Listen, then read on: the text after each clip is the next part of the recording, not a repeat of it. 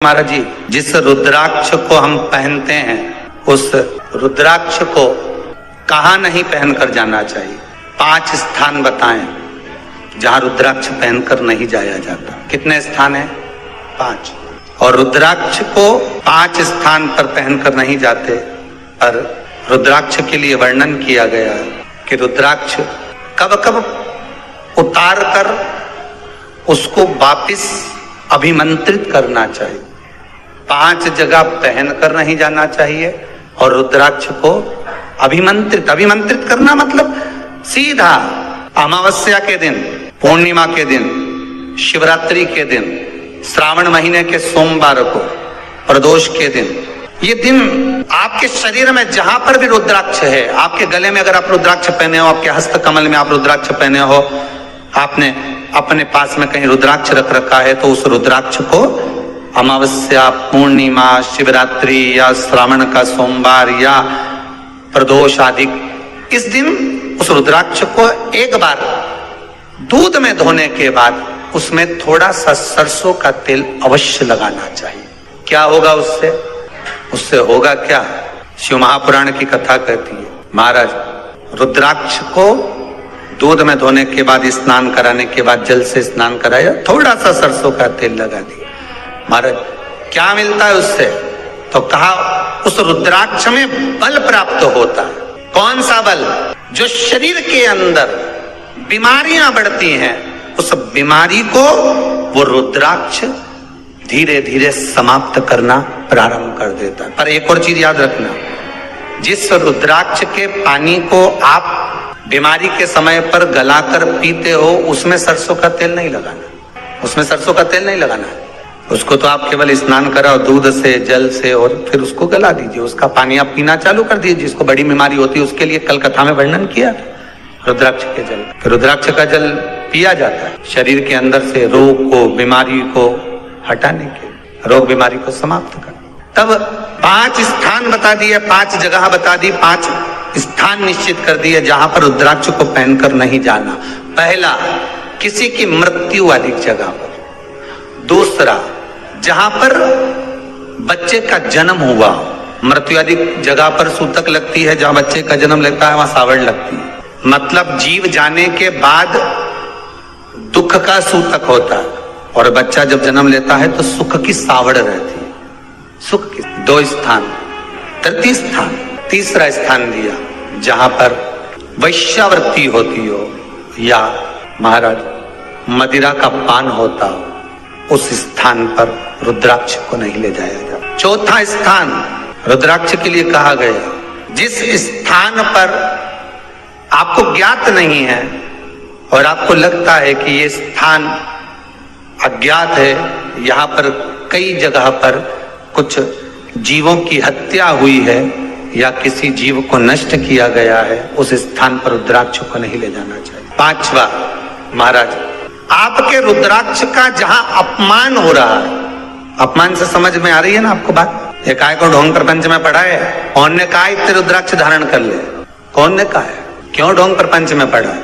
अगर हम रुद्राक्ष गले में पहन लेते और नारी का रजस्वला धर्म आ जाता है, रजो धर्म का समय आ जाता है, वो रुद्राक्ष हम गले में धारण कर कर रखते हैं, तो वो रुद्राक्ष क्या वो बेकार हो जाता है? पहले एक बात बहुत अच्छे से समझ में, आप सन्यासी हो, जम के बोलो जरा, आप तपस्वी हो, आप साधक हो, आप उपासक हो, या आप बैरागी हो, आप एक गृहस्थी हो, घर में रहने वाली माँ गोदी में रखा हुआ बालक अगर गंदगी भी कर दे, पूरे कपड़े को भी बिगाड़ दे, तो माँ बच्चे का कपड़ा बदल देती है, और बदल कर माँ को ये जरूरी नहीं है कि उसको साड़ी बदलना, उसको कपड़े बदलना या उसको फिर नहाना। बच्चा जब गोदी में होता है तो माँ की गोद में कितनी बार भी गंदगी कर दे, फिर माँ अपने कपड़े बार बार नहीं बदलती, उसी कपड़े से काम करती रहती है, उसी कपड़े से सेवा करती रहती है, उसी कपड़े से भगवान का पूजन भी करेगी तो भगवान स्वीकार करेगा। क्योंकि मातृत्व के लिए, माँ के लिए, नारी के लिए छोड़ दिया गया है कि तुम पर हाँ, आप अगर पूजन करने बैठ रही हो तो आपको ये 7 दिन पूजन नहीं करना। पर रुद्राक्ष अगर आप पहन रहे हो, रुद्राक्ष अगर आप धारण कर रहे हो और अपने जीवन की सार्थकता के लिए स्वीकार कर रहे हो, जैसे तुलसी की माला और रुद्राक्ष की माला गले में पड़ी रहती है, तो ये कंपनी का ट्रेडमार्क होता है कि तुम कौन सी ब्रांड के हो। ये कंपनी का ट्रेडमार्क है। तुलसी की माला पहनकर प्राण छूट गए तो वैकुंठ चले गए, और रुद्राक्ष की माला पहनकर प्राण छूट गए तो कैलाश धाम चले गए। ये कंपनी का ट्रेडमार्क। छोटे रुद्राक्ष की माला, छोटा जो रुद्राक्ष होता है उसकी माला, कैंसर का जो मरीज होता है, अगर वो फर्स्ट स्टेज का कैंसर भी है, छोटे रुद्राक्ष अगर अच्छे हैं, 3 मुखी से लेकर 5 मुखी, 7 मुखी, 9 मुखी, 11 मुखी छोटा रुद्राक्ष मिल जाए, उसकी माला अगर पानी में डाल दी जाए और उस पानी को वो मन का ही डाल दो, उसी का पानी थोड़ा थोड़ा कैंसर के मरीज को सुबह दोपहर शाम श्री शिवाय नमस्तुभ्यम का जाप कर कर, पंचाक्षर ओम नमः शिवाय का जाप कर कर, शंकर शिव का नाम लेकर, महाकाल बाबा का नाम लेकर, विश्वेश्वर विश्वनाथ का नाम लेकर, केदारेश्वर का नाम लेकर, 12 ज्योतिर्लिंग का स्मरण कर कर अगर वो आचमन करना प्रारंभ कर दे तो कैंसर रोग में भी आराम मिलना प्रारंभ। केवल आचमन ही नहीं करना है, अगर स्त्री है तो अपने उल्टे हाथ पर भी उस मनके की माला को लपेट सकती है। पुरुष है अपने राइट हैंड में उस माला को, अगर कैंसर से पीड़ित व्यक्ति है, रोग से बहुत पीड़ित व्यक्ति, उसको बल मिलता है, उसको पावर मिलता है, उसको एक एनर्जी, उसको एक तेज मिलता है रोग से लड़ने का।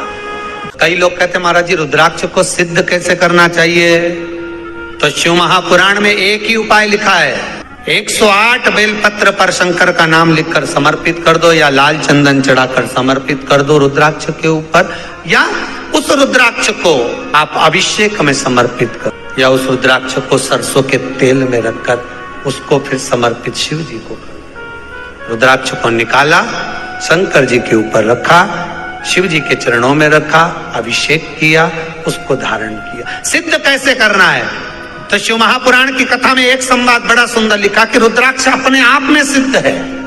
मुंबई में एक मेडिकल रिसर्च सेंटर में इस रुद्राक्ष के पानी का रिसर्च किया जा रहा है। आप लोग निकालना कभी, आप लोग तो उसमें निकलेगा आपको, उसका सेंटर का नाम दिया जाएगा कि किस रिसर्च सेंटर में निकाल